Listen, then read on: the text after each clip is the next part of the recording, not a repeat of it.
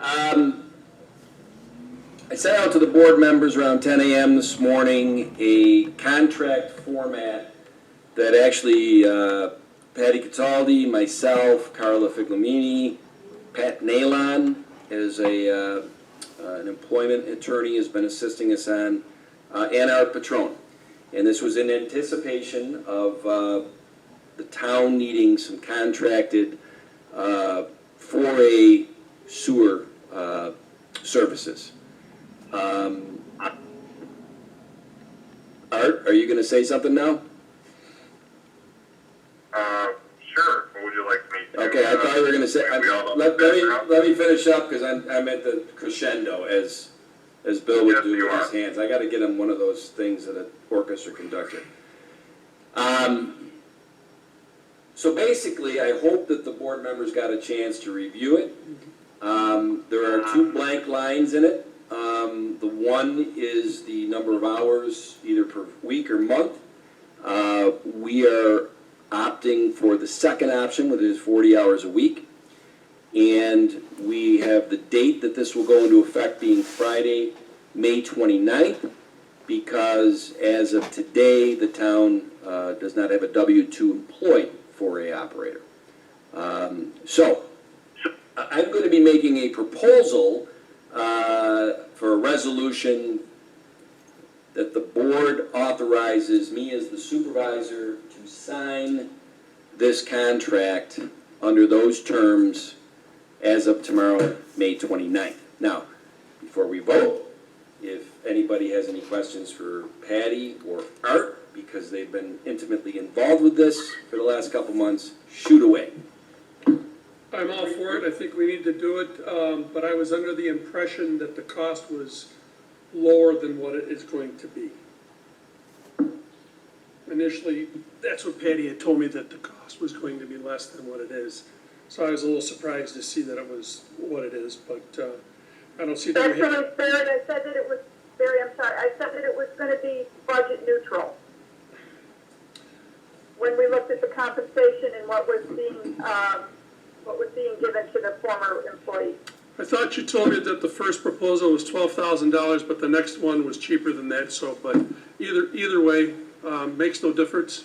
I'm just making a statement. I'm all for all. Can everybody hear Barry, by the way, on the call? Because I can hear him. Okay, good. Well, I'm all for this. That's a question I was going to bring up. More of a statement, I should say, because in your email you did indicate what the cost was going to be, and it's not an increase to the taxpayers. And I just thought it was important that we let the taxpayers know, as Patty said, it's budget neutral. And I know Paul is on this call. I think he's been involved. But the math is such that between the salary that the W-2 employee was getting and benefits, I could make an argument that this is actually less money on an annualized basis as we go forward. It is not the ideal, but it is from a financial standpoint. It's not an increase to what the budget is in 2020. Bill? Don't need a resolution for it. You can hire someone because it's not a bid thing. It's professional services. Yes. So you can go ahead and hire.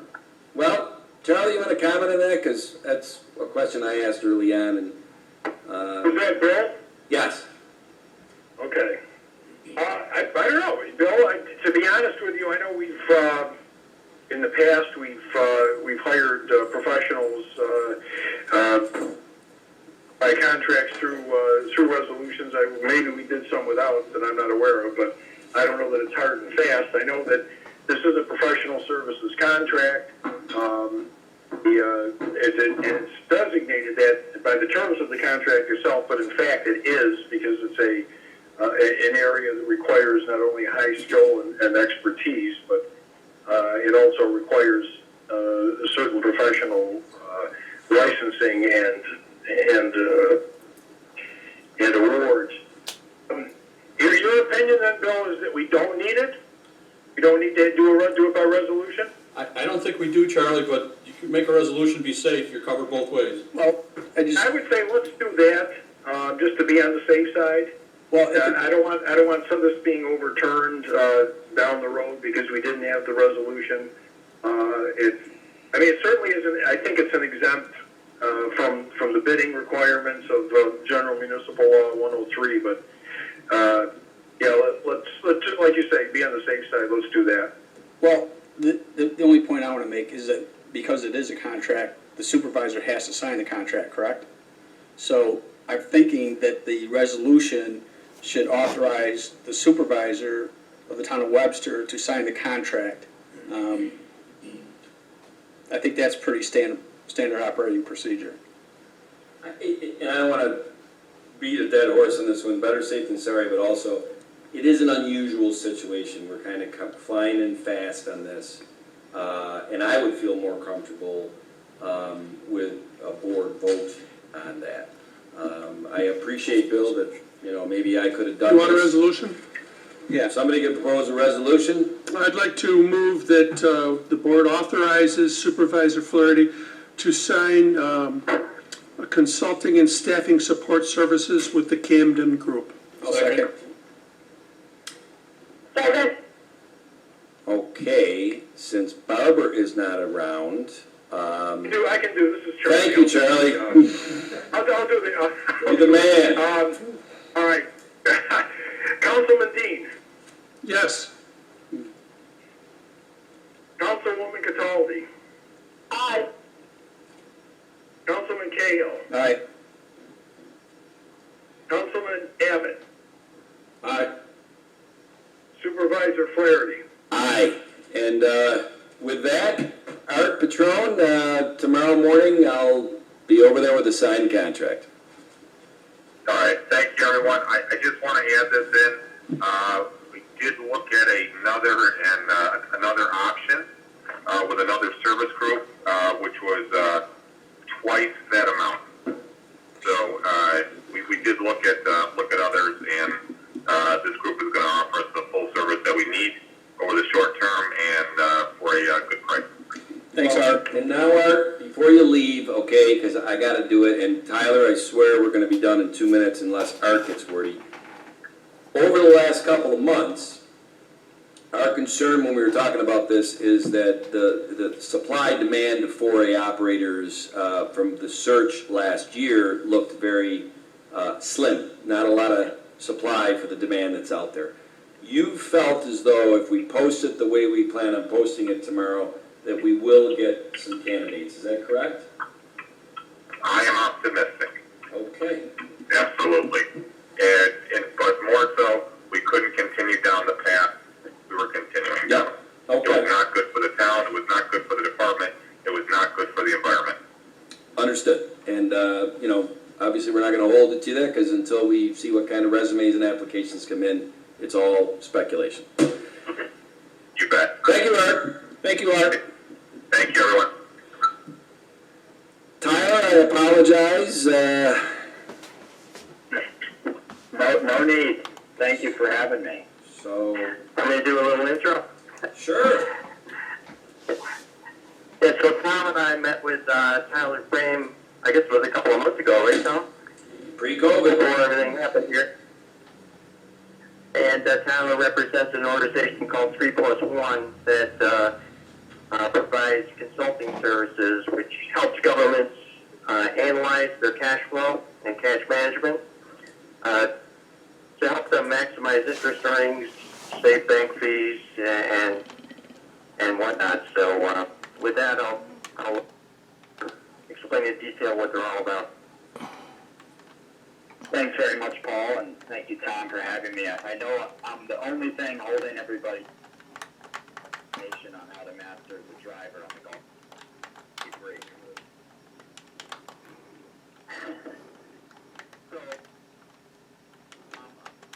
So, like Paul said, and just to give a brief overview, 3+1 is not a bank. We're not registered investment advisors. We are purely a data company that ensures from the moment the town brings in a tax dollar to the moment it's expended, you know you're always maximizing the value of those dollars. Now, what has really become paramount during this COVID-19 crisis is liquidity. And knowing with precise data and stress test algorithms exactly what the town has and for how long, that's been really valuable in helping your peers maximize the value of every dollar that they have on deposit. This way, the taxpayers know that through an independent third party, like 3+1, that everything is being done to protect the residents' tax dollars in Webster and also just reduce the tax burden on them. So how do we do what we do? Basically, once we receive view-only access to your banking providers, that is the safest and most secure way to download transactional data for the past 12 months.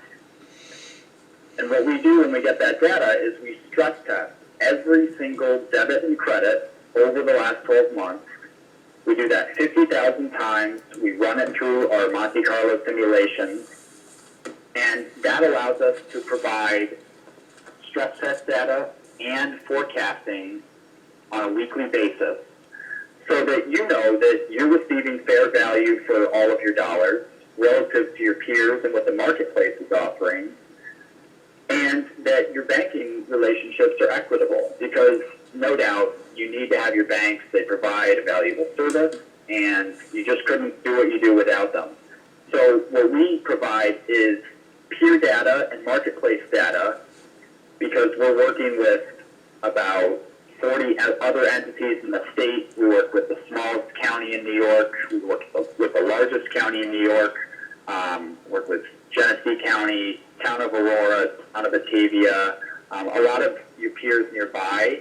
And when you have all of that marketplace data, you're able to have conversations with your financial providers and make sure that the value that's being received is appropriate for the market. So I know that may sound like a lot. I know I've explained this to Paul and Tom before, but really I'd welcome any questions you have. Again, we're not investing money. We're not taking any money on deposit. We're just a data company that's here to ensure that you are providing maximum value back to the taxpayers and that you're always saving the most when you have those dollars in your hand.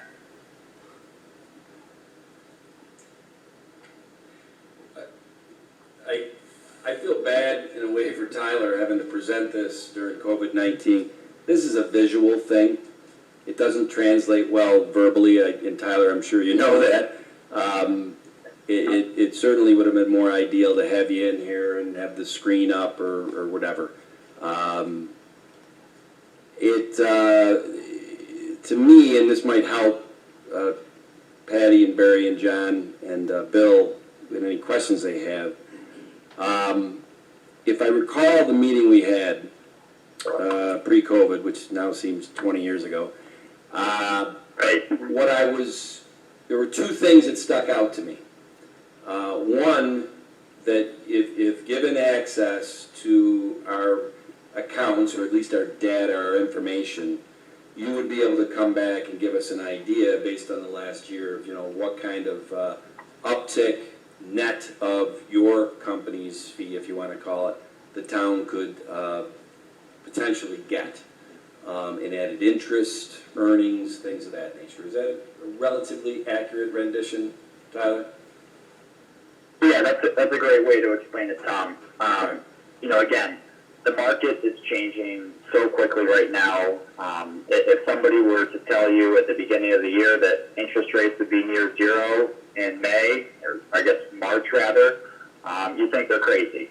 And we can't predict the market. We're not here to do that. But we are here to ensure that no matter where we are in the market, you're always receiving the highest value that you possibly can on all dollars. Yeah. So we're not here to promise interest rates because we're not investing. We're just here to provide the data and insight and marketplace information to share with you and help you achieve that maximal value. Right. And along that first point, I said there was two things that might help the gang here ask questions, but along the first point still,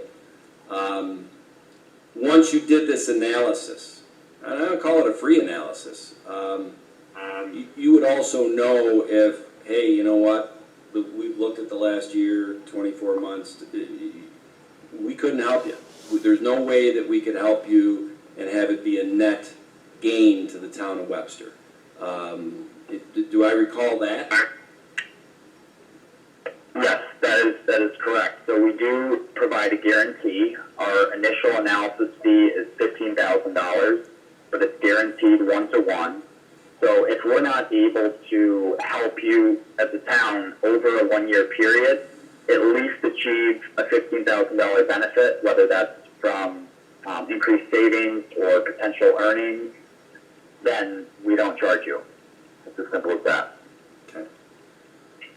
The second point's a little easier, I guess, from my perspective. It might not be for the board members, is that this was very similar to something I ran into about 10 years ago at the Secondary Marketing Mortgage Banking Convention in New York.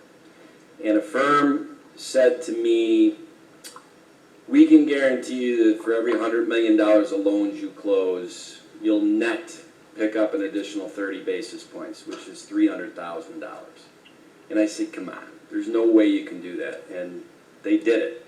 And it was net of their fee. And that's what this reminded me of. I have not looked at it deep dive enough to know if it is exactly like that. I know 10 years ago I was incredulous, and it took me a year of different things to buy in, and we finally did it, and it was a boom for our company. Whether this is that type of similarity and is a no-risk, only upside, I know Paul and I have talked about it. Paul's looked at it, I think, a little closer than me, correct, Paul? And, I mean, you've seen the things. That's correct. You know, but that, I guess, is where I'll drop off, and like I said, it's more of a visual thing, so I don't envy you guys who are just hearing words flap from Tyler and me on this to be able to ask questions, but have at it. Tyler, is that an annual fee of $15,000, or is it, I don't know, what rate would you, is this something you would renew on an annual basis, or? That's a great question. So the initial analysis fee, again, is $15,000, guaranteed 1-to-1. And then our ongoing, so we provide this data quarterly because, again, the market's changing constantly, month by month, and we provide you quarterly reports and continually update your data to ensure that we're always maximizing every dollar. So the way we charge moving forward is $300 per million of the money that we can provide a benefit on. So obviously there's certain portions of dollars that we might exclude from stress tests that wouldn't be part of your typical liquidity picture. That could be bond proceeds or some sort of reserve account that you can't do anything with. So we wouldn't include that in the picture, and we wouldn't bill on that because we're not going to help you with that. So we're only billing you on the money that we can help you with and continue to maximize the value on. Okay. Have you found it more difficult to produce savings since the rates have dropped 1.5% or so? That's a great question, and it's actually interesting because what we have noticed in the market is because interest rates have fallen so much, that has really depleted banks' main revenue stream. So in response to that, we're actually seeing earnings credit rates fall and also line item fees increase at banks because they're looking for every way to make up for that shortfall in interest income. Yeah, makes sense. And we've been finding that actually fees are increasing as interest rates are going down. Yeah, I believe it.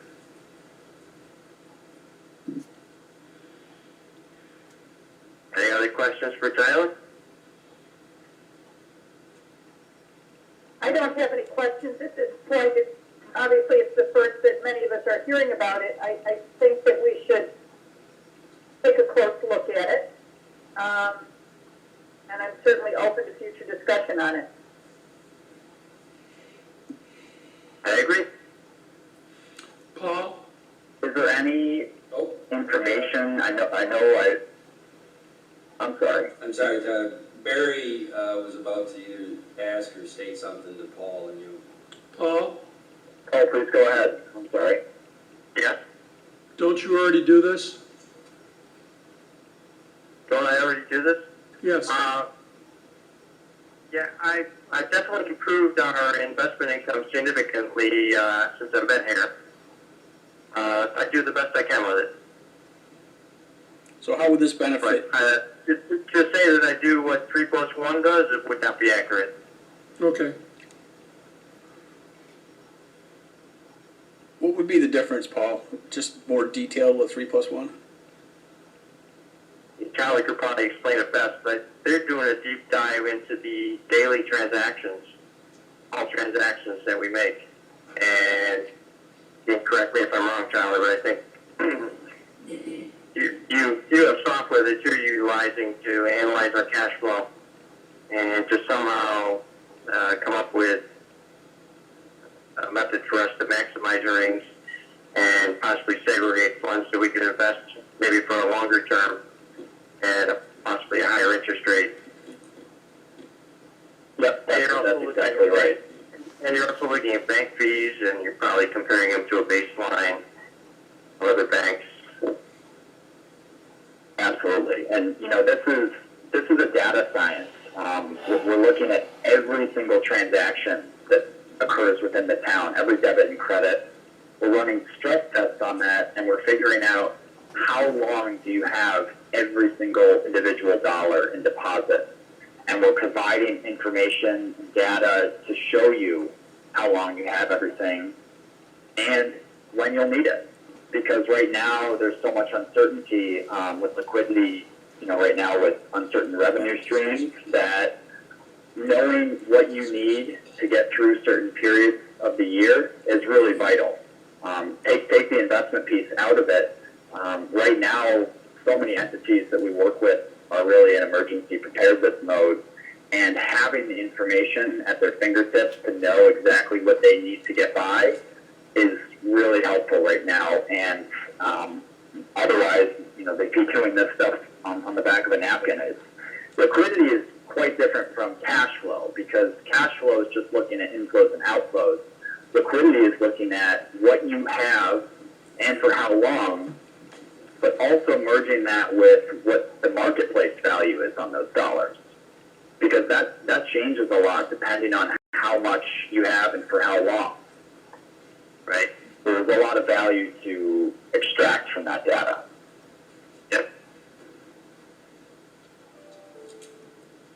I agree. I'm happy to provide, I know I provided some references to Paul in the past. I'd be happy to send those references to you all as board members. Is there any additional information that you all, that would be helpful for you all when making this decision? Tyler, I did talk to Brian Dick over at the Town of Barrington. Oh, great. Yes, he answered a number of questions I had. So he's been with you for about a year or two, or is it? Yeah, a little over 2 years. Okay. I didn't contact anyone else, but I know Brian, so I started with him. Yeah, Brian's a great guy. He's had a lot of success, and he's done a great job. Yeah, he said good things.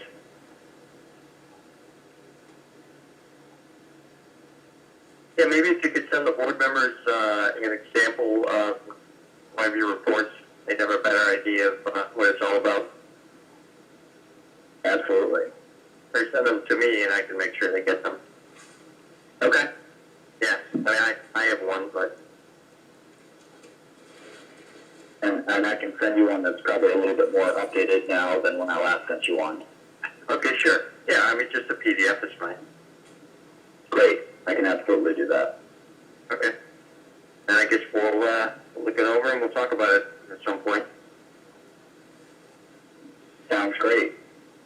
And any other questions from the board that I could answer right now? No. No. I'm good. I'm good. Great. Tyler? I really appreciate everyone's time. Thank you for having me. Thanks. Thanks. Tyler. To Tyler. All right. Well, believe it or All right, not, we'll be in touch. we are Great. ahead of schedule, and we might have to, I might give Mr. Eckler a few more minutes. He had emailed me a couple days ago, said, you know, do you want me to come in? And I said, no, call in, and, you know, especially if you want to give your 2 cents on that topic. Problem is, I don't know if he ever got the call-in number, so I emailed it and texted to him, so we'll give him a little time. He had told me he was going to call in, but I guess you gotta have to call in. Does help. A little bit. Although, then I'd have to ask Karen, I think the call-in number, because the public can call into this, is posted. Hmm? The 7011 number? Well, that's what I don't know if this call-in number, is it this call-in number that Patty's on and that Charlie's on that is? That's the Google Meet, so the 8727011. That's open right now. Right. And I just gave Dave Eckler the Google Meet number. So we'll give him a couple minutes. Or we'll move you up, Mr. Herbst. But is that Dave Eckler? Yes, Tom, how are you? Hi, everybody. Good. I apologize if I dropped the ball on getting you the call-in number. You didn't. Only by about 2 minutes, Tom. So. I usually like to give somebody a little bit more lead time, but well, your timing is perfect because we just finished up with the first topic tonight. We were going to give you some extra times and move to our third topic, but Mr. Herbst, you'll have to wait. I get the feeling that this board and Mr. Eckler, Dave Eckler, have a lot more knowledge of the background of this property on 4 Mile Creek than I have. So, Is this the same Mr. Becker that worked for DEC? Yeah, That would be my brother Jim. Oh, okay. yeah, I know. family member. yeah. Yeah, this is Dave Eckler, brother Jim, and the property that we're talking about is Ronald Eckler, my father, who had passed away in 2017. That's where McMahon LaRue was. I beg your pardon? I said the McMahon LaRue building was an Eckler property, I believe, correct? Yes. You don't have a microphone, so I don't think that... I do have a Oh, you microphone. do? Yeah, you I'm do. mic'd Yes, up. I think you're correct. Okay, well, I've heard so many different stories and renditions over the years of he said, she said, and there was talk of buying this property and for your dad, Dave, and, you know, of course, when I went to see any paper trail of emails, there really is none. So it was all fast talk, and because I kind of have a philosophy that I think people in town are starting to figure out, I really don't want to hear the past story if there is no paper trail on it, because it really can't be corroborated. So not to be flippant, but we're on May 28th, 2020. So to me, this is a startup situation of about a 20-acre piece of property. Am I right on that? 18.1. That abuts 4 Mile Creek, that the Friends of Webster Trails have told me that they would really like to see the town get. But I don't have a dog in the fight from the past discussions of whether the town was going to pay $1 for it or $1 billion. And it really doesn't matter because it's May 28th, 2020. And let's talk. All right, so maybe a little bit of history. Is that okay, Tom, if I do a little bit of Sure, history? you'd probably be helping me out more than the board, but maybe you guys and gals don't know the whole thing. Way back in 2007, when I sat on the Parks and Rec Advisory Board, the Friends of Webster Trail approached this piece of property with the intention of extending the 4 Mile Creek Trail. At that time, Supervisor Nesbitt and my father shared an appraisal in 2007. I would say the value value that came out of the appraisal and the offer of the town, which was only a handshake verbal offer. There was no paper trail. It was not enough for my dad to sell the property at that time. In 2018, very quickly, the school district showed an interest in placing a outdoor classroom on the property if the property was done and the trail was extended. That reopened discussions with Supervisor Nesbitt, Carmen Gamina, and myself. Again, there was no paper trail. After Dad's passing in 2017, the estate certainly would like to start talking about this again, whether the school district's involved or not, and the sale of the Brucker property has pretty much brought this up to our attention. That's the path right there. Can I ask you a question? 4 Mile Creek is a very large watershed. Where is this property specifically? Just east of Phillips Road. East of Phillips, east of the property we just bought. Okay, Northeast of the property we just bought. all right, thank you. And at the very end of the property is the 4 Mile Creek Trail. It would extend the trail another, I don't know, how many yards? So it's by Bob O'Neill's and Gordy Nitch, that way? Yes. Okay.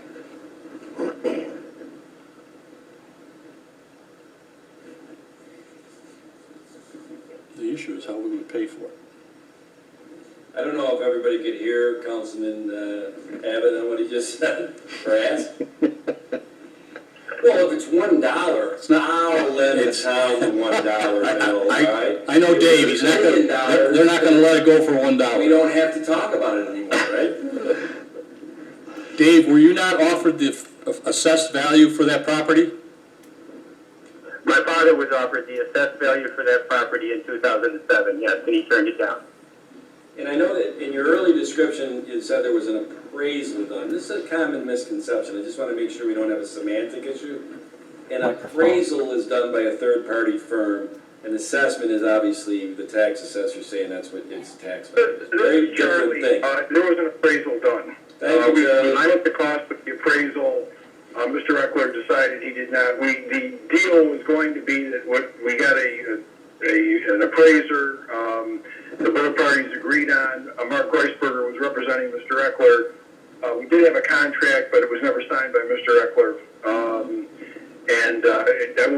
That instituted us signing contracts always the second time because this one was not signed. In any event, the appraisal came out. I can't remember what the figure was, and the appraisal came out to a number, and Mr. Eckler decided there was not enough money, and that's the bottom line. But there was an appraisal. It was not based on the assessment.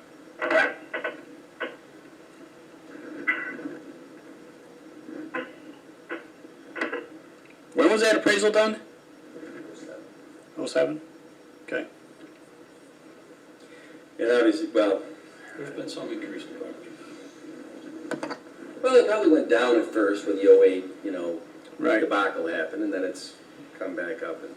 But once again, and Dave, I don't want to put words into your mouth. I got the feeling that the point of reference of cost per acre was going to be derived from the Brucker property, and I don't know if that's an apples to apples comparison at all.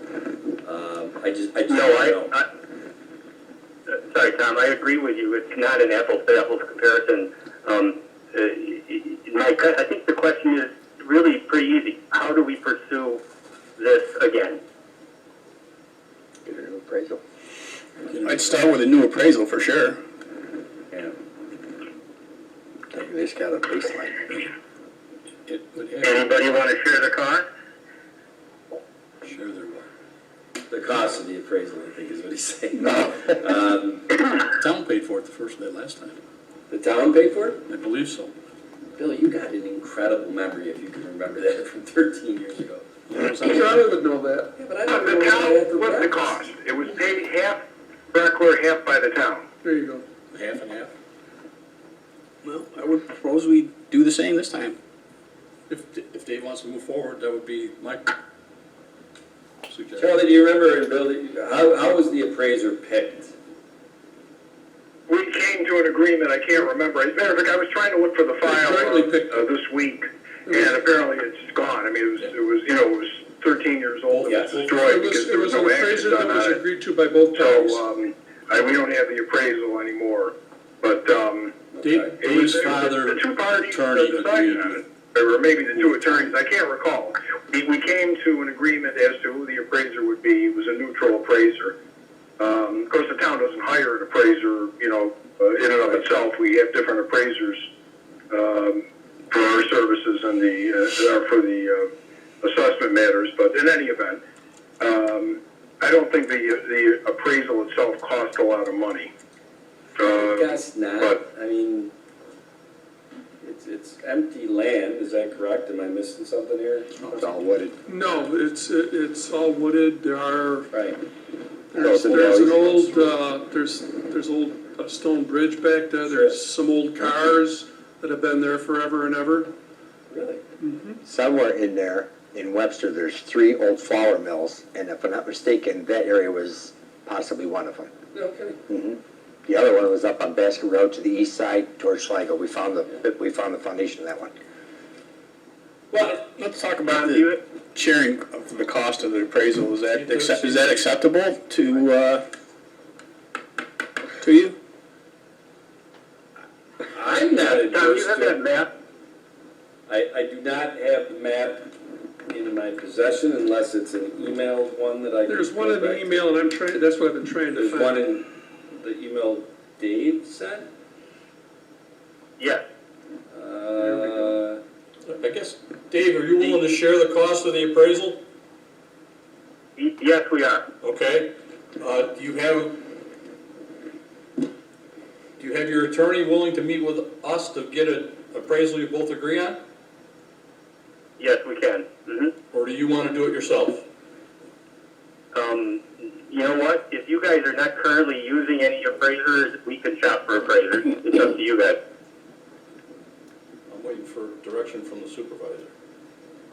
Well, I'm thinking that an appraisal on a single-family residence is around $300 to $400. On a blank piece of land, 20 acres, They're probably going to charge you the standard rate. Yes. In 2007, the appraisal cost $1,000. Really? Yeah. So it's right behind Bob and Gordy's. I Okay. picked the wrong profession. Nice. Be an appraiser. How much? Well, I think $1,000 in 2007, so that was more of a commercial appraisal. Interesting. The piece of property has a right of way to Lake Road, in case anybody, and of course it contains the creek. Is the right of way defined by meets and bounds? You know where it is, okay. You wanna see it? Here it is. They sent us a map. I know exactly where it is. Yes, it is defined by meets and bounds.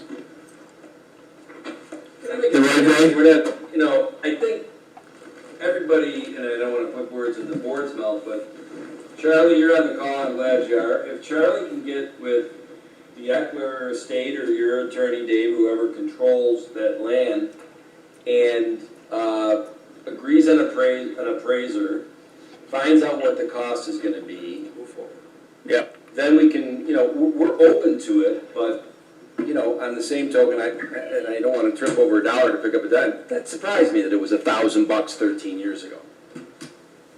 They did that as a commercial appraisal, which I guess that it's I don't know why. not residential, but It's not commercial. I just didn't think of it. Well, is it zone commercial, I wonder? No? I'm using the word commercial. Yeah. There's only residential. And commercial, right. Commercial, I wonder why they It's use- a little different than zoning. But, Microphone. and then really, I don't think, Bill, we have to even get to second base on how are we paying for the land? Because we don't even know if the land, if we're gonna share in the cost of the appraisal. If we do, then what it appraises for. And last time, what they appraised for, if I hear the story correctly, Dave's father wasn't willing to sell it for that. Correct. This could be deja vu. Maybe the apple doesn't fall far from the tree, Dave. I hope you'd be proud of that if the apple didn't fall far from the tree. I'm sure he has some sort of value that he wants for the land. You want to share that with us, Dave? I'm sure he does. Tom, Yes. the difference is that you're answering to Dad's estate now. You're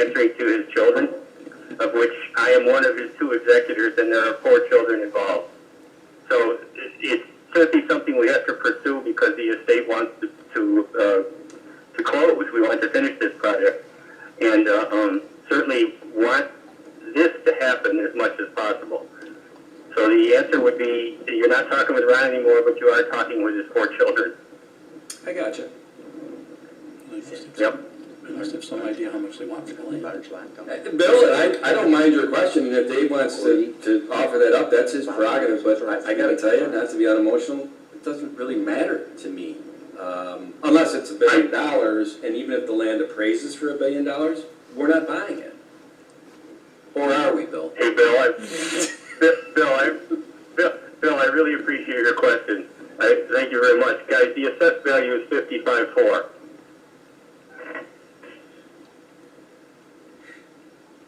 Well, I'll tell you what, Bill asked, what's your family looking for, and Dave answered what the assessed value is. I don't know if those are two mutually exclusive question answers, or if I can interpret that Dave is saying they're kind of looking for the assessed value. How's that $100,000? If you want it, 100,000 for the property. He said it's assessed for $55,000.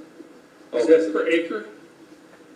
Better, if it's $55,000 per acre, then it's assessed for $1 million. The 55 acre, they better have oil on it. No, 5,500. I thought that was the. No, I think you said it's assessed for $55,000 No, he said 55.4. 55,000. yes, It's the 55,400. tax roll I'm has, sorry. the tax roll have it at 55.4. Okay, I'm sorry. I'm glad you corrected me on that. I think we move Is forward that, with, Mr. Rector, is that the fair market or full value, or is that the assessed value? Because we're not at full market value that's the here. thing, is that we're at about 50%. Hey, No, we're at 77, We're but at 77. it should say on the tax bill. The tax bill has both the assessment and it has the full market value. yep. Actually, I apologize. tillable? That is what the assessed value is. I know. That's the assessed value, not the full market value. Correct. Okay.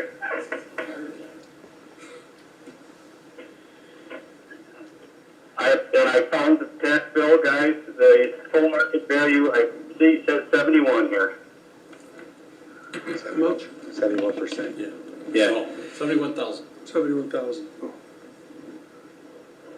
Yeah, That's about right. yeah, and I said 50 because I've been in the assessment office too much. There's a residential rate and whatever. All right, strike from the record what I said. I still, Let's just do the let's, appraisal. Charlie, work with Dave's attorney and let's pick out an appraiser and see what the cost is. We come back here The and, estate attorney. if we get to that point, Bill, then we say, okay, well, this might happen, then we should start talking about how we pay for it. We can walk you on the same time. I just don't, I don't know. I'll get an appraisal of it. Move forward with that part of it anyway. Yeah, right. I think that's what we're doing. Yep, All in favor? all right. Charlie, I'll get with you later on this to, and David. I still didn't get the name of the attorney. Oh, Randisi, Weinstein or Randisi? Okay. Which one of them? Randisi, Elizabeth Randisi. I know who she is. Yeah, she's been before the Board of Assessment Review. Yes. And does Charlie have my contact information, guys? No, why don't you have her contact me? My name's in the book, and she can reach me at my Webster email, and we can talk. So I want to talk to the board about this anyway. Not an open line, or not. I'd want to discuss this with them maybe in executive session. So before we go any further, but you can certainly have Elizabeth contact me. Okay. Very, very good. That's a good start, guys. I appreciate it. and thanks for being understanding about getting the number 2 minutes before the meeting there. We're all good. We're all good. I hope to see you guys very soon at various meetings around town. All right, Dave. Thanks, Thanks Tom. for calling, Dave. Yep. Take care, everybody. Thanks, Dave. Yep. Son of a gun, it's 6:16. We are on schedule. Now, Mr. Herbst is a little upset with me because semantics, he wanted me to change the agenda item from truck purchase to equipment purchase, right? Yeah, I'm not upset. Oh, you should have seen him outside, he's upset. He is. I had some other things on my mind. Joe, is it in your budget for this year? Paul, you still on the call? It's not a truck. Is the equipment in your budget for this year? We're gonna go back, Paul, you there? Bless you, John, bless you.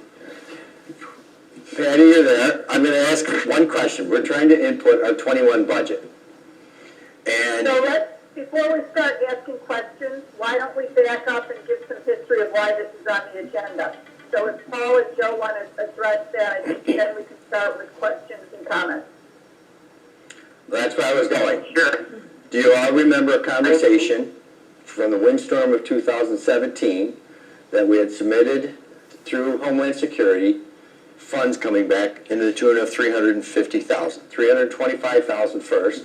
Then in 2018, they contacted us and said we have an additional $25,000. So we submitted, Paula and I, paperwork to Homeland Security securing $350,000, which $325,000 of it just came in. Do you remember that conversation when Ron was here? That Yes. we were going to be able to spend that towards equipment? Nope, You weren't here. that's right. That money is here, okay? Mhm. But you have overruns on a project that equal all of that money. No, I do not. Finn Park is not over. There is still money available there. I have already met with the county. We have filed for extension, but there is still money available in that. It's not finished. Correct. How much more is it gonna cost to finish it?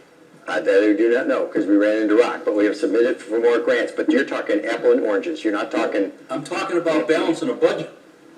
so. That money was supposed to balance your budget if you needed to.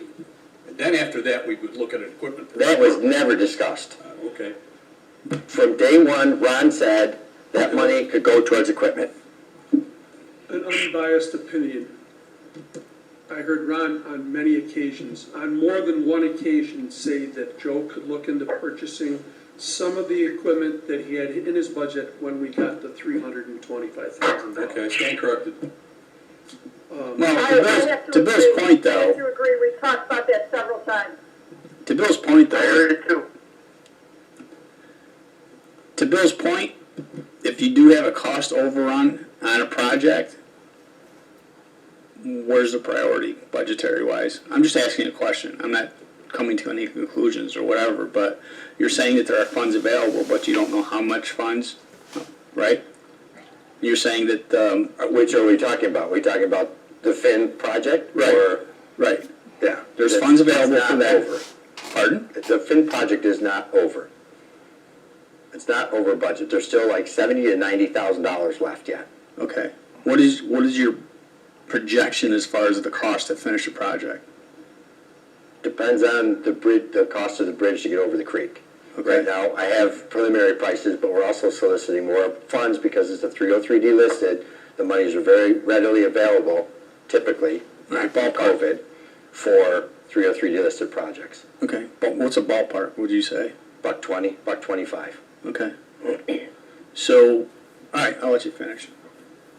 So, anyhow, we're trying to input the 21 budget. I can't input the 21 budget until I know what is available out of the 3.25. I call it 350 because the 25 is still yet to come, but it's not here yet. Right. So banking on the 350. So I contacted Paul and said, I'm getting ready, we're getting quotes for, because I have a whole list here of equipment, and I've been asking the foreman for last year, we've been discussing priorities, where our priorities are. Obviously, trucks are always a priority, but we also have aging equipment, which we're looking to pull forward.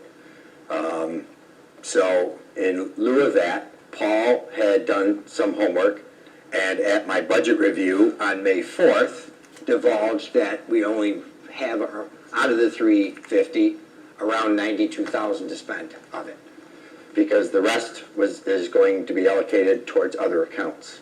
So Paul, I'll leave you to explain that.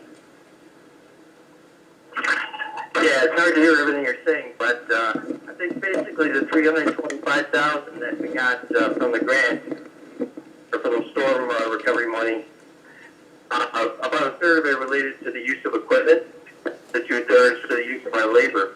And our equipment costs are always recorded in the Highway Townwide Fund, and our labor costs are recorded in the Highway Part-Town Fund. So, in accordance with generally accepted accounting principles, you have to match the revenue with the expense. So that meant only a third of the 125, or the 325, goes to the Highway Townwide Fund. So whereas Joe and Ron in the past thought that the whole 3 1/4 could be used for equipment, well, it turns out that 2/3 of it lands in the wrong fund. And it happens to be the fund with the least fund balance. It's been depleted over the years.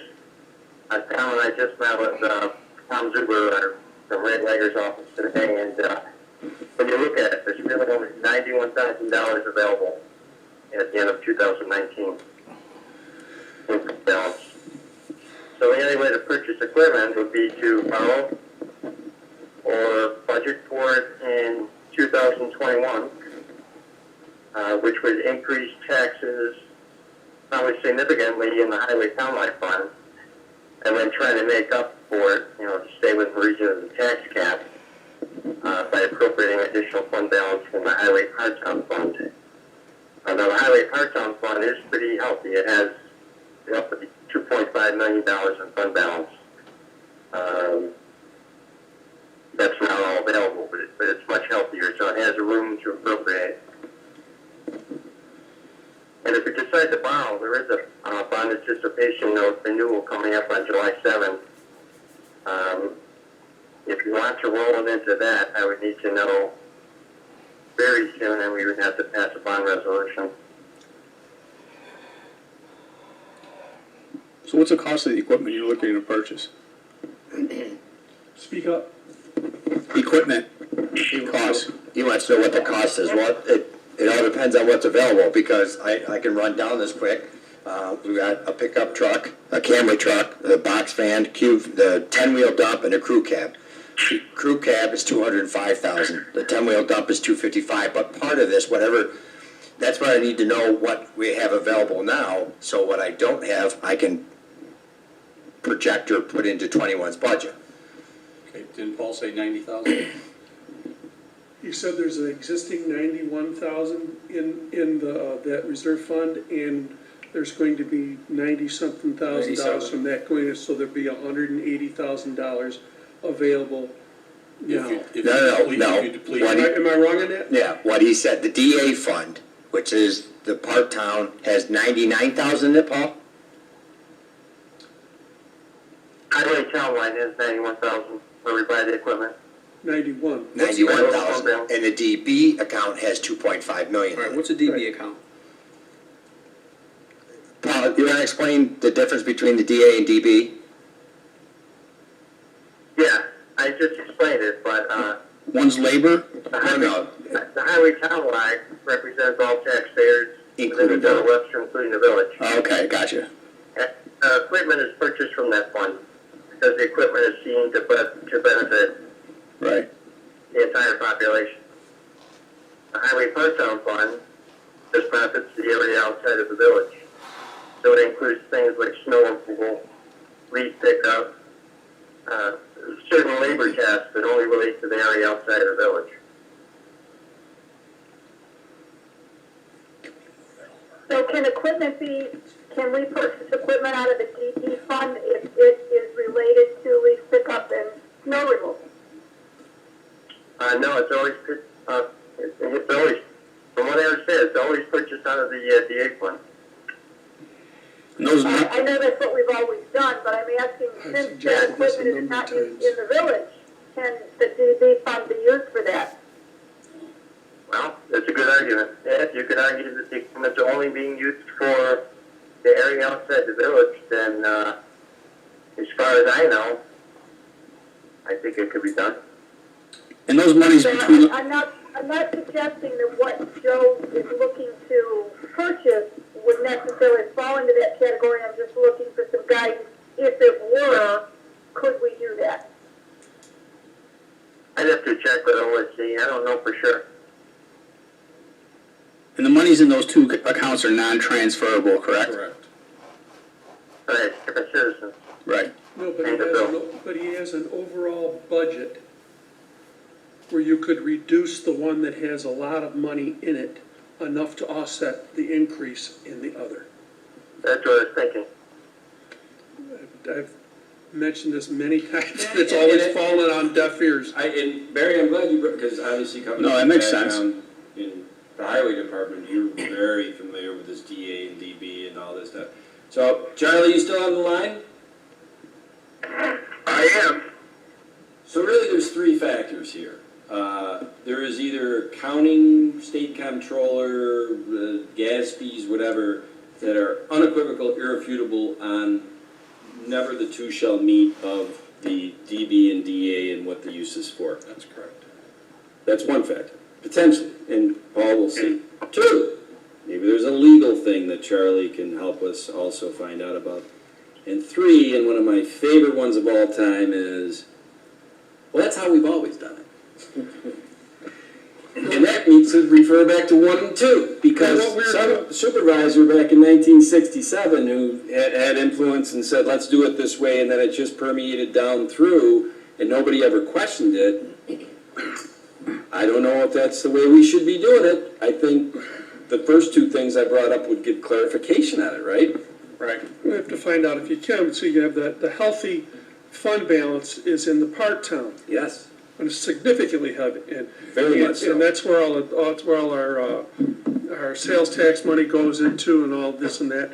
And then the other one, where we normally buy our equipment from, is sick. It's not healthy.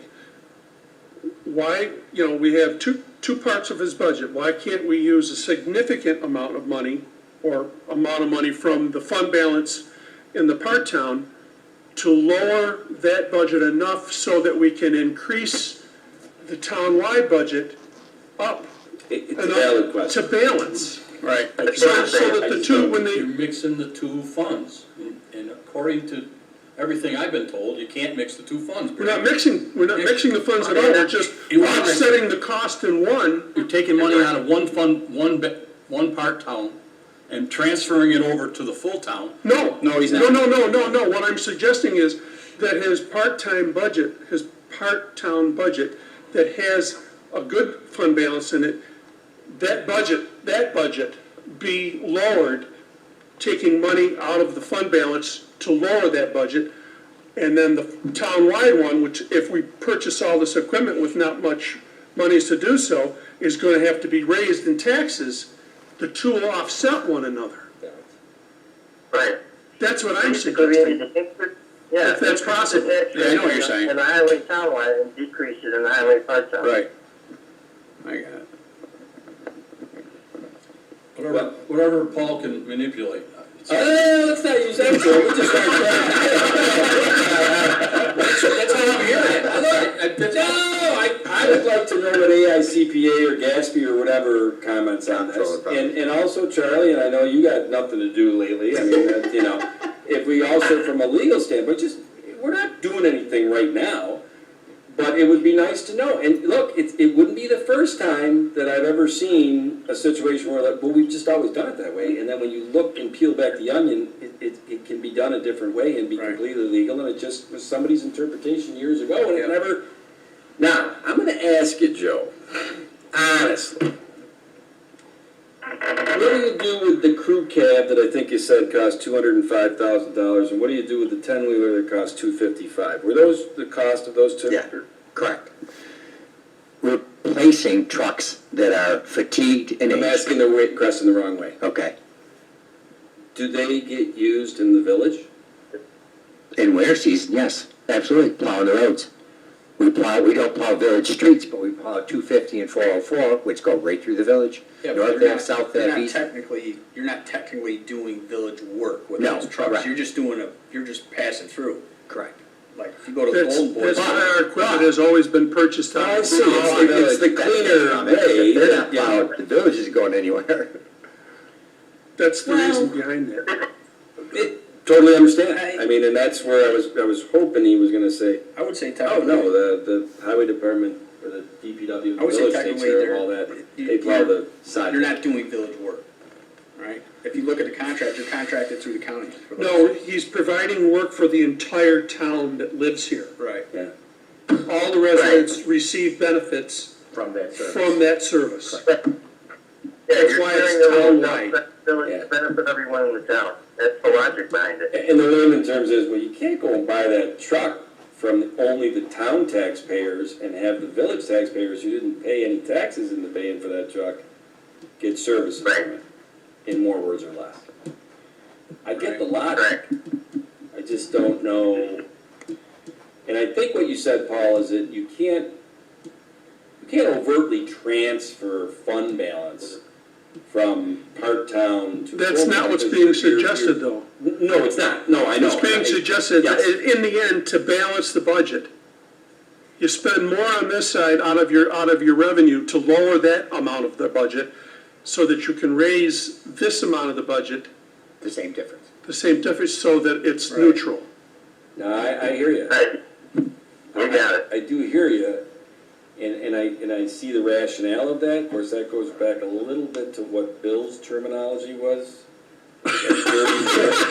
And that's why, you know, all jokes aside, I would like to kind of little deeper dive on the gas fee Find out or if the it's- whatever and the legal, because obviously none of us want to be, In jail. that goes without saying. But, you know, I don't even think there's a question on that, because you're using fund balance in the budget that it's sitting in. The other budget, There's no balance in that. the part-town budget, you'd have to raise taxes on that portion of your budget to pay for the increase that you're going to be, for the increase you're making. Yeah. But the two of them, between the two of them, you should be able The highway to, department's budget is. the total Right. budget should be balanced, if you can. I don't see any legality that we're even challenging. You're utilizing fund balance in the budget that it's in, and you're taxing higher in the other budget where you need to. And just so I understand it, Joe, this is all 2021. This is not, Well, this if, is, if it is 21, so be it. But that, I mean, obviously, the initial, 350 was going to be in whenever it came available. We thought it was coming in 19. Oh, we thought it was coming in 18. Oh, we thought it was coming in 19. Here it is 20, and it just came in a month ago. So initially, but it takes, depending on the equipment, anywhere from 6 to 8 or 9 months now to get equipment. Yeah, So no, the that- sooner we order, the sooner we have it. But if we gotta wait 7 months, I think I'm asking the question the wrong way. I know that at the end of 19, 5 months ago, well, the auditors were in a couple months ago, so maybe that 325 came in subsequent to 12/31/19. almost at the same time, but COVID, I think, shoot them out of here. It did. We accrued back to 19. So you had it accrued as a receivable or whatever you want to call it on the, I don't want to confuse these. When you did the 2020 budget, and I've heard the stories, it was a fun experience and everything, but was there equipment purchases in it that were tied to a receivable of $350,000? There was not. Absolutely not. Because we didn't know what was coming. Because we didn't know what the I'm number. very glad to hear that. So you must have had equipment in your 2020 budget, whether it's trucks or whatever, and have those all been ordered, encumbered, whatever, and they're here now, or? Yeah, they actually, all but the 550. Everything else is here. Okay.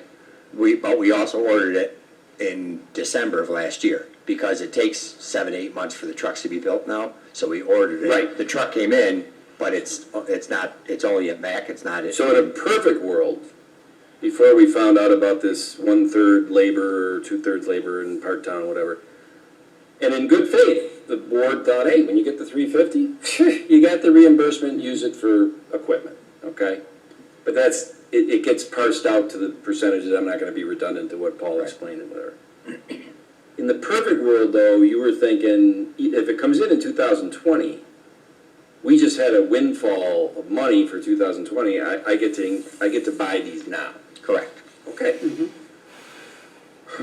Well, There were, if I could, can I interrupt for a minute? There was some Please do. pieces of equipment that had been proposed for a couple years in a row. And I can't remember, I can't remember what the one was, but the discussion for both years was, we cut it from the budget, and when we get that money, if and when, then we would be able to look at purchasing that again. Right, right.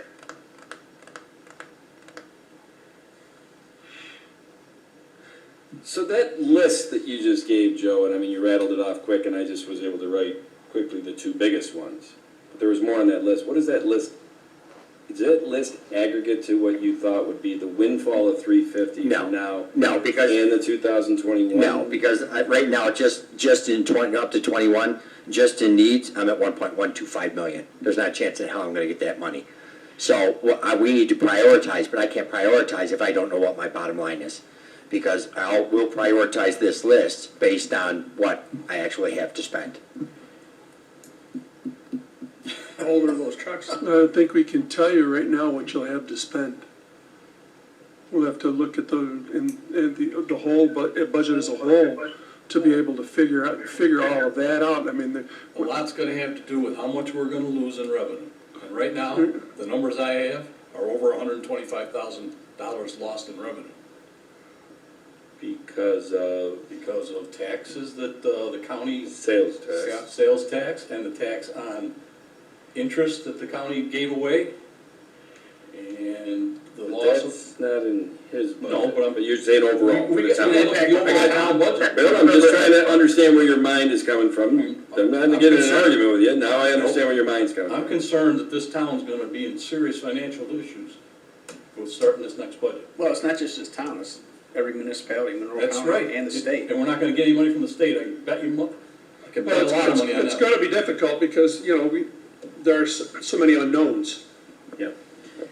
And, yeah, to that point, I mean, the county. Can I make a suggestion? Please do.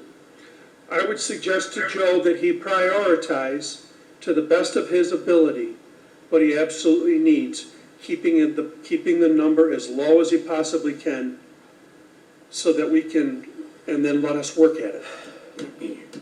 We all know the tax receivables coming into the county are down 25%, right? Minimum. I think that Barry's suggestion is one that we're gonna have to approach the entire 21 budget with. Yep. I mean, none of us can rest easy thinking about spending money right now. Anybody read my Supervisor's Corner article this week? Yep. Did you read it? Yes, I did. It's like deja vu. Yeah. I think we talked about this a couple weeks ago. Yeah. So I got an idea. If today is the next workshop is June 11th, what Barry just said, the sharpening the pencil, the prioritization, all that, the $1,000,001. I gotta be honest with Joe, Bill laughed because he saw I was a little speechless for a few seconds there. I mean, but I guess I'd never heard, I was thinking whatever. One, it'll give it some time to figure out the gas fee, whatever, to see what can be done on what you said, Barry, which is really your left pocket, right pocket, legally done, accounting rules, all that stuff. All right? I'll have all of that. But that's just knowing if it can be done. All right? That doesn't mean that we're going to sit here and do it, because you're talking about taking balances that are in the funds. Mm-hmm. That's different from the budget. You know what I mean? So they're kind of mutually exclusive in a lot of ways. I mean, I know that they, Our budget process, as long as I can remember, always involves the use of reserve funds. Oh, it does, Barry. And Paul and I spent an hour and a half with the accountants today, and it does. Yeah. Okay? And for Some good years- reasons. some years more than good others. reasons. Good reasons. You know what I mean? You can't sit on $1 billion of surplus. No, and We you don't want to have that, continue, by the way, and, exaggeration to make a point. and you want to make sure that you continue the services that our residents Yes. are accustomed to. Because that's the point that's where we're at, every budget. What are we gonna do to continue to provide the services our residents require? Or what service are we gonna cut? Yeah. 2 weeks gives some time on the listing and the prioritization and whatever, the itemization from your perspective, Joe. It gives time on the GASB and working with Charlie on the legal and just making sure that we can come back and know what we can and can't do. And if maybe the last 50 years has been, we've done it that way always, but we could do it a different way. And I think you said, Paul, that if we do go down the option of a bank anticipation note, you'd have to know by mid-June?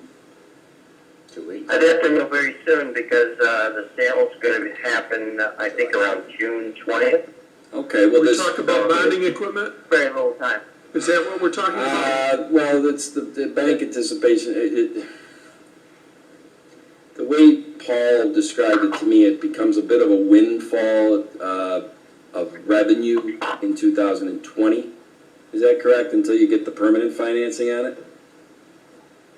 Well, it's a little more complicated than that. It ends up being revenue in the capital fund, but I think what I heard him say was that one of our bonds is Basically, your maturing. problem is to try to find something in 2020 that wasn't in the budget. Yeah. But what I'd also, and I know, Paul, you and I mean, you're relatively new to the position at your second tour of duty. I mean, you were here years ago, so you're still Yes. kind of figuring out what happened in 1918, 7. That's I right. really would like to know what was budgeted for equipment purchases in 16, 17, 18, 19, and 20, those 5 years. Each Yeah. year. Another thing. Was it $1.1 million each year? No. But another thing that we should talk about is that for at least 2 decades, we paid for all of the equipment that we purchased. We didn't bond it. Yeah. And in the last 5 years, we've started to creep into the bonding part of that. Last 2 years. Where the Two big years, pieces of equipment. where we're bonding it now. We need to stay as far away from that as possible. Yep, I agree. Because bonding equipment is, just not a good deal. It's not good practice. It's not a a- depreciating asset. I mean, It's right, it's You'd be not paying a for it good, long after it's... we've done it because we had needs and it was a way of getting things done. We should stay as far away from that as we possibly can, in my opinion. Well, and Barry, your opinion's not wrong from a standpoint of, I would, Paul? I would agree that borrowing to buy equipment is not the best way to go. Yeah. If you're going to support over a very long time. I was speechless when you said the $1.1 million. I was speechless the other day when you and I talked about this, and you told me that 15 years ago, that same 10-wheeler was 80 grand? 70 grand. Is Well, that true? I mean, not that I don't believe you. When I retired, we were paying about $165,000, I think, is what it was, for a 10-wheeler loaded, yeah. I should have brought the book. I have them all here from 94 all the way through. In 99, we paid $77,000 for a 10-wheeler. In what year? 99. Okay, well, that's a lot longer than 15 years 20, ago. 18. It's gone up substantially. I have them all I'm broken just, down. for the whole well, year. just take a look about when 2008, what we paid. Want to say one thing, and it's just happened. It happens all the time. This equipment obviously getting older. The town is still growing. We are substantially behind in where we should be in equipment. I've just spent $12,000 on a truck to repair it. That's only worth $8,000. But I can't afford to buy multiple trucks at $250,000. So we're going to continue to increase the repairs line to compensate and hold those trucks. But I can't even afford to take those trucks out of town to buy or get stoned because I can't trust them on the expressway. But to spend more money in repairs than the truck is worth, we got to do something here. We've grown like that over the years, through my predecessor, through my office, and now in Joe's, where as we grew, we had to increase the number of vehicles. Yeah. We were at a point where we could replace a vehicle every 12 years, then it was every 13 years, then it was every 15 years. Now, 18. now he's talking 18 years, the trucks don't last 18 Yeah, you years can't do long. that. And, That's not good. and we got to a point where we had to buy two in 1 year. Couple times we had to buy two in a year because, well, for instance, like you just said, one truck we had, we put $20,000 into the truck just so we could keep running it, and we stopped doing that. Then we upped the ante, but if you're gonna up the ante, I mean, he needs more plow routes. Yeah. Well, how much money do you allocate to go into these reserve accounts for equipment every year? It seems to me as the town grows, and do you have reserve accounts for? No, No. There's really none of the that reserve accounts are built through revenues. If we're not doing a lot of county work, we're gonna be in real trouble. I mean, the Parktown $2.5 million fund balance is kind of tantamount to a reserve account through the Yes. revenues of the sales tax. Right. Where the full town, That's not the one that gets utilized.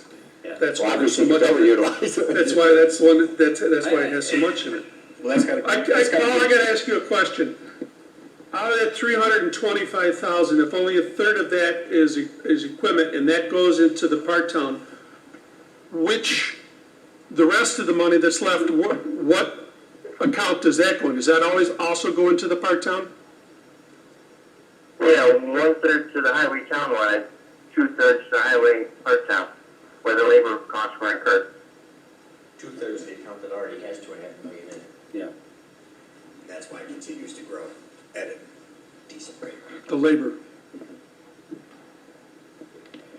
And even that, well, I don't know, maybe the windstorm, the only work you did was in the town and not in the village?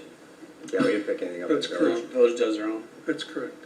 Okay, well, I can understand the matching of labor and all that from that perspective, but, Basically, correct me if I'm wrong, the only service we provide for village residents is the maintaining of the roads throughout town. Okay, not the village roads, plowing, we do state and county in the village areas, but the rest of it is, they pay towards that because they can utilize Clem Road, or they can utilize Van Alstyne Road. Right. Okay, they can, those are all within the circumference of the town. I think the first thing to do is definitely, as you're talking about, taking a look at, but also going forward, if it's depleted to the point that it is, you gotta make some adjustments, because you're gonna need more equipment going Well, forward. I have all the equipment, 83 pieces of equipment on the matrix. And I can go right now, right out to 2023. I have it all listed right here. It would make your head spin. And Well, that's, and I absolutely believe that, without a doubt. But if you're finding that you have to purchase equipment out of one budget versus the other, and this one's down to 97,000, I think and the other one's at 2.2 or something? 2.5. Yeah, somehow the adjustment's gotta be made before it gets that low. We gotta do more county work. That's it, that's the only answer. You gotta do more county work, because that money goes towards that account. If we're not doing the county work, then we're not getting the revenue, and that's why those are dwindling. We have to do more county work. There's no way around it. The problem there is the last 3 years, they threw most of their county work under federal monies, which we're not eligible to participate. But now that's just all coming offline. I think COVID hit. Although I still have contracts on my desk.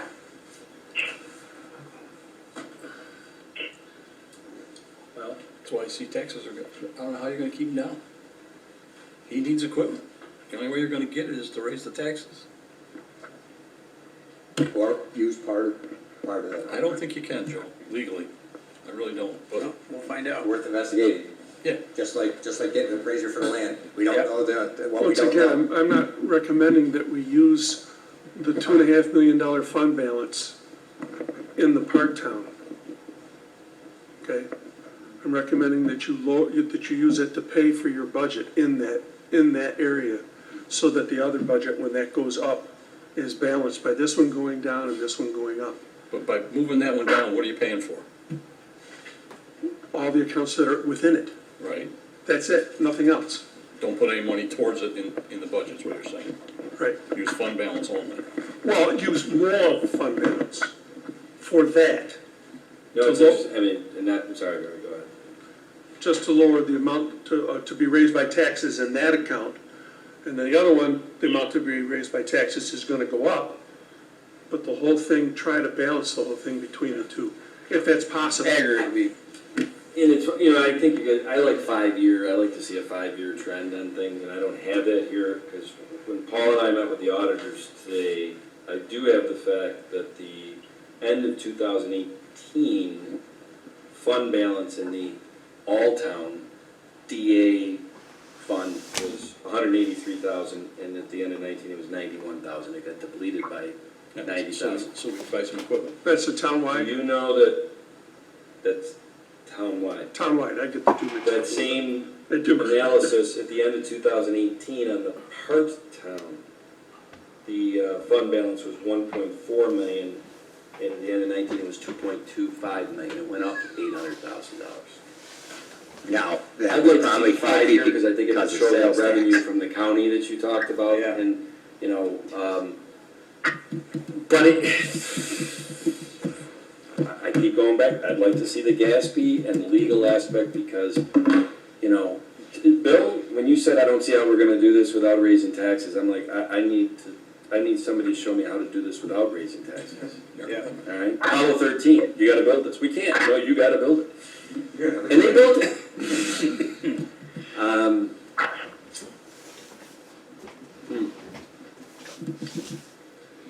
Well, what does everybody think about coming back here in 2 weeks and With some Yes, with some from Intel? more information. Charlie, I might need your assistance. Paul, I definitely am gonna need yours on the Gatsby stuff. No problem. And, I think one phone call to the associations of towns will answer your question. probably, Now, let's just talk to the office of the state controller. I think that, Yeah. You'll handle it. Contact us tomorrow. and,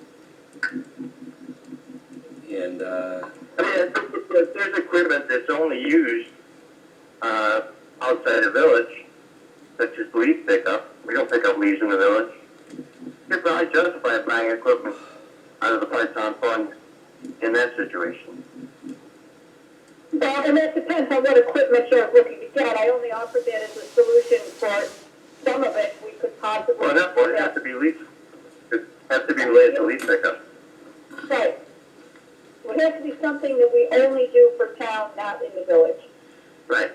We have So done we that in the could sell the past. existing, We have sell the purchased existing weeds and brush, that equipment, purchased from the town leaf light fund to the suckers, part-time fund. six-wheelers, excavators, Thereby raising money in the service town out light of that fund. budget. Right. Not plow trucks. what I found is, so let me just, so if I go onto one of the side streets of the village, the DPW in the village is plowing that. Right. Okay. And their sidewalk. You're talking about 250, Plank. 404, these are village roads, the lane miles, both in the whole town, 35 square miles of town. Those aren't actually village roads, Right. okay? Those aren't village roads. But the roads. They're that we- state roads. Okay, but are they in the village proper? They're in the village, but Making it even more convoluted, right? There's But state they're- roads in the village. Right. we get paid. We get paid by the state. State pays us. Because the village residents benefit from that. We can't charge just, wait a minute. See, that's the confusion, I know where he's going with this, because it confuses me too, they're state roads. So, I wasn't you know, even we're kind of going there. splitting a hair here, aren't we, a little bit? Just With trying to with figure those, with the five-wheel, or the... Now you're getting into the legal aspects of Yeah, it. you know what? The ones we're doing here, I wanna go down this rabbit hole. Is your water done, Bill? Yep. throw something more in there. It's state jurisdiction, but we get paid by the state to do it. I wasn't even going down the county road or whatever. What I was gonna say, forget whether it's a town road, or a state road or whatever, of the lane miles, that your staff plows, subdivisions and non-subdivisions, what percentage of it is a road that lies in the village proper? Probably barely 1.5%. That's Yeah, unbelievable. probably not And even we're that. bound to this stuff. We have 406 lane miles, 271 town, 25.8 state. And out of the 25.8 state, it's 250 and 404. How much comes through the village? 3 miles on, at best, no, 2 miles probably on Ridge Road. It's like a mile and a half And one maybe- after the other. Maybe 2 And miles. so 4 miles out of 406, You might look at 1%. that's what I said, yes. And that's where, Yeah. Yeah, is this a ludicrous it is, thing? yes. Especially as what's happened over the last 50 years of what, you know, but then again, maybe it's ludicrous on the percentage, but the law is the law. And you Well, I can't, think- you know, I don't know. Crazy. We need a ruling from the comptroller on this, because you talk to two different attorneys, you'll get, and give them the same example, you'll get two different opinions. Are you taking a shot at Charlie? No, Charlie's, but Charlie's the opinion we always listen to, because it's always the right opinion.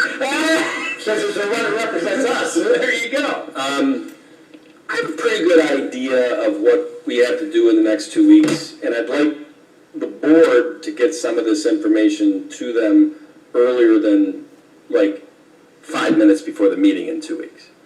That you guys would, and gals would get this information that we're gonna research, so that when we come back here in 2 weeks, we have a pretty good conversation about this. But, 21 budget. and that all makes a lot of sense, but part of the decision on what we're gonna do has to look at the entire budget. And you're absolutely right, and it also has to take into consideration, we're about to come into some very difficult economic times with because- respect to receivables from the county, or, Normally, in the private or in the public sector, you're seeing businesses that are taking hits. They're making cuts, yeah. huge cuts.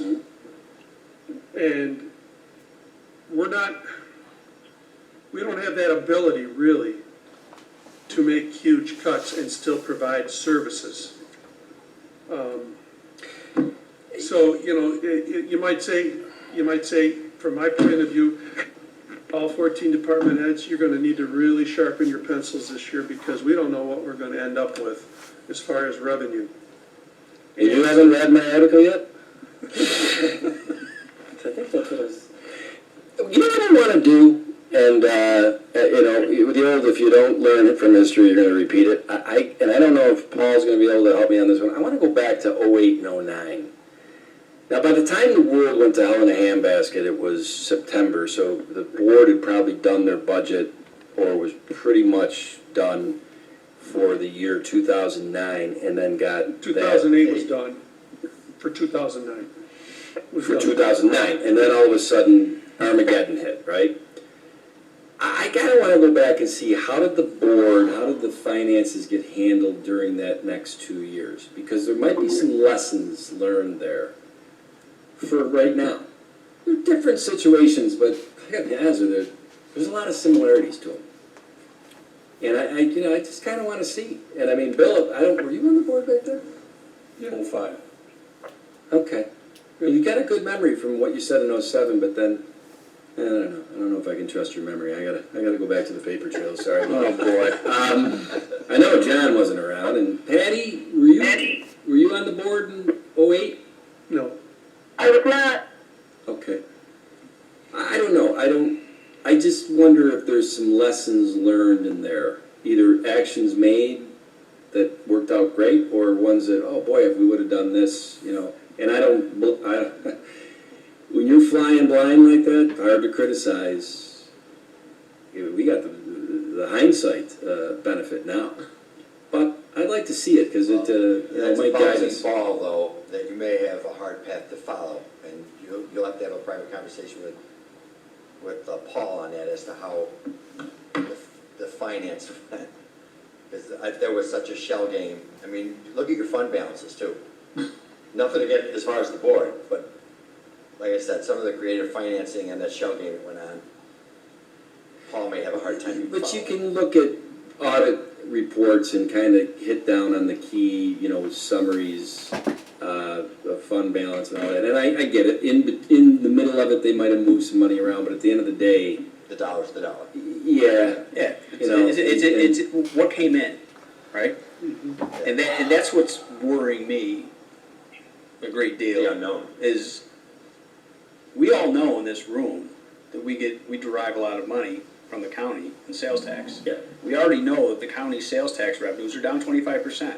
We also know that the county received $129 million in federal funds, and they have yet to publicly disclose what their share is going to be. But I believe in the next legislative meeting, Yeah. they'll be talking about it. So. I was gonna scan this in, and we're gonna get out of here, Bill. All right, but I got this Where's it from, Bring any?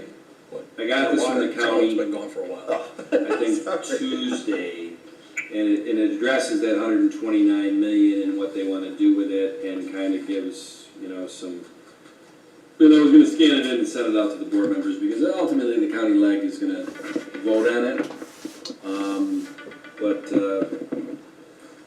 So you're putting it back in the folder, and just Well, where am I gonna scan it? He's just got t-shirt. read it. Just read it. Don't read it. Read it, you really want me to? No, don't read it. I mean, it's 20. Give it to John to take home with him.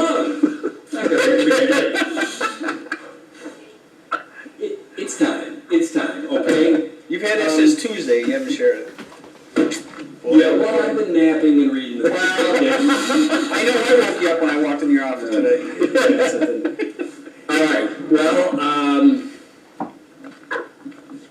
we'll reconvene, I'll make sure that we have this, but we'll do some recon and get some numbers and stuff. And we'll have you on the agenda for the 11th. And see where we can go. So be it. I think, ladies and gentlemen, we are done for the evening unless somebody on the phone or anybody here has. We're done for the evening, huh? Okay. I think even your water's gone, right? It is. Yeah. All right,